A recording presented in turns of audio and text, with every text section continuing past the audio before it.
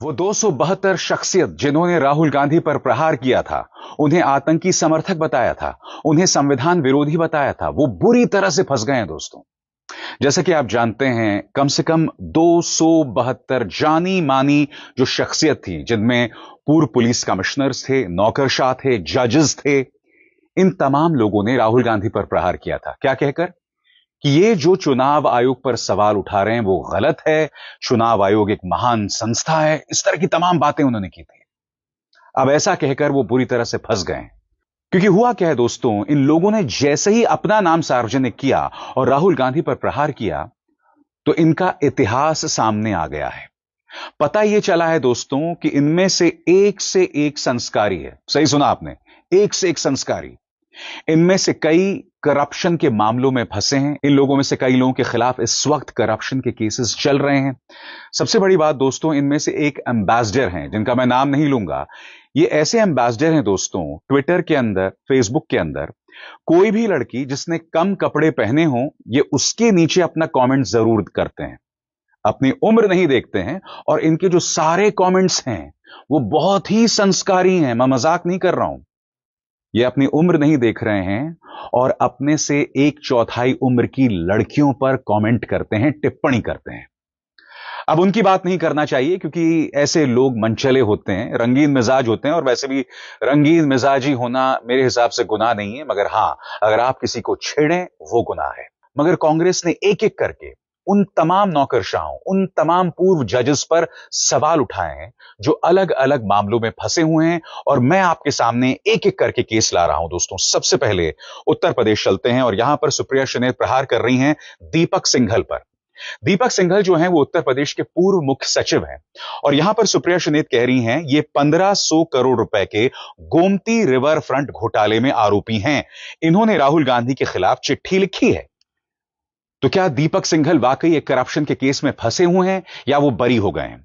यह सवाल मैंने परप्लेक्सिटी से पूछा, और परप्लेक्सिटी ने जो जवाब दिया उसमें कई ऐसे न्यूज आर्टिकल्स थे जिसमें यह पता चलता है कि दीपक सिंघल अभी भी इस मामले में फंसे हुए हैं आलोक रंजन के साथ, जो कि एक और सचिव थे उत्तर प्रदेश में। मैं आपको बतलाना चाहता हूं पूरा मामला क्या है। मैंने सवाल पूछा कि क्या वो गोमती रिवर फ्रंट घोटाले में फंसे हुए हैं, तो इसका जवाब क्या दिया गया आपकी स्क्रीन पर। हां, दीपक सिंघल का नाम गोमती रिवर फ्रंट घोटाले में आता है और वो इस केस में जांच के दायरे में है। सीबीआई उनकी भूमिका की जांच कर रही है। दीपक सिंघल और पूर्व मुख्य सचिव आलोक रंजन दोनों पर इस 1500 करोड़ रुपए के प्रोजेक्ट में गड़बड़ियों और फाइनेंशियल अनियमितताओं के आरोप हैं। यह प्रोजेक्ट अखिलेश यादव की सरकार के दौरान शुरू हुआ था और इसमें टेंडर, ठेके और कामकाज में भारी गड़बड़ी के आरोप लगे थे। उसी वजह से दीपक सिंघल को भी जिम्मेदार अधिकारियों में माना जा रहा है और उन्हीं आरोपों को लेकर जांच चल रही है। तो ये तो दीपक सिंघल हुए जिन्होंने राहुल गांधी के बारे में अनर्गल बातें कही थी। अब मैं आपके सामने ला रहा हूं दोस्तों एक दिलचस्प नाम, और ये चेहरा, ये है justice SN. Dhingra. SN. Dhingra साहब वो हैं जिन्होंने राहुल गांधी की सोच को एक आतंकवादी की सोच के साथ उसकी तुलना की थी। अब यहां पर सुप्रिया श्रीनेत क्या कह रही हैं, गौर फरमाया जाए। वो कहती हैं इनके ऊपर कोर्ट द्वारा नियुक्त पर्यवेक्षक के पद का दुरुपयोग करने का आरोप है। जिस निजी कंपनी के पर्यवेक्षक यानी ऑब्जर्वर थे, वही कंपनी इनकी बेटी को 15 लाख रुपए महीने की तनख्वाह देती है, यानी कि साफ तौर पर कॉन्फ्लिक्ट ऑफ इंटरेस्ट। सरल शब्दों में कहा जाए, जिस कंपनी के ऑब्जर्वर थे उसी कंपनी में इनकी बेटी को नौकरी मिलती है। तो इस बारे में क्या जानकारी हमें मिल रही है आपके स्क्रीन पर? हां, ऐसा मामला है। आरोप यह है कि रिटायर्ड जस्टिस एस.एन. ढींगरा, जिन्हें एक प्राइवेट कंपनी में कोर्ट अपॉइंटेड ऑब्जर्वर बनाया गया था, उस कंपनी ने करीब 15.54 लाख रुपए एक ऐसी फर्म को दिए जिसमें उनकी बेटी पार्टनर है। इसी को लेकर कॉन्फ्लिक्ट ऑफ इंटरेस्ट और पद का दुरुपयोग करने का आरोप लगा। कहा यह भी जाता है कि कंपनी के एक सीनियर अफसर ने इस पेमेंट पर सवाल उठाया तो जस्टिस ढींगरा ने उसी अफसर को हटा दिया, जिसके बाद यह पूरा मामला कोर्ट में गया। ढींगरा ने आरोपों से इनकार किया है और कहा है कि यह पेमेंट उसी अफसर के सुझाव पर दिया गया था और कंपनी सरकारी नहीं थी, इसलिए टेंडर की जरूरत नहीं है। तो यहां पर भी वो फंसे हुए हैं। इसके अलावा कई लोग हैं जिनका नाम लिया जा रहा है, और दिलचस्प बात यह है कि इन 272 जाने माने लोगों में कुछ ऐसे हैं जो भारतीय जनता पार्टी में हैं, कुछ आरएसएस से जुड़े हुए हैं या आरएसएस की संस्थाओं से जुड़े हुए हैं। उसकी चर्चा कुछ देर बाद, मगर मैं आपके सामने कुछ और नाम रखना चाहता हूं जिसका जिक्र यहां पर कांग्रेस कर रही है। आपकी स्क्रीन पर दोस्तों यह है बीके सिंह। कांग्रेस कह रही है कि भारतीय वन सेवा के पूर्व अधिकारी हैं, आय से ज्यादा संपत्ति के मामले में आरोपी हैं, बजाय अपना भ्रष्टाचार की जवाब देने के राहुल गांधी के खिलाफ खत लिख रहे हैं। तो बीके सिंह की अगर बात करें तो बीके सिंह पूर्व भारतीय वन सेवा अधिकारी, मध्य प्रदेश लोकायुक्त ने इनके खिलाफ अवैध संपत्ति डीए केस दर्ज किया था। छापों में करोड़ों की संपत्ति, कैश और जमीनें निकली थी जो आय से कहीं ज्यादा थीं। तो यह है बीके सिंह। इसके बाद एक नाम आता है दोस्तों जिनका नाम है रमेश झालकी, जो कि पूर्व प्रिंसिपल सेक्रेटरी थे। अगर हम रमेश झालकी की बात करें और ये उनकी तस्वीर है दोस्तों, तो रमेश झालकी जो है इन पर डिसप्रोपोर्शनेट एसेट्स यानी डीए केस और कोर्ट की अवमानना व दूसरे आरोपों की जांच चली है। इनके खिलाफ कई शिकायतें और केस दर्ज हुए हैं। अब आपकी स्क्रीन पर यह है ए के मोनप्पा। ए के मोनप्पा जो है कर्नाटक के पूर्व सचिव हैं। अगर इनकी बात करें तो इनका नाम केपीएससी परीक्षा घोटाले और बीडीए म्यूचुअल फंड घोटाले दोनों से जुड़ा हुआ है।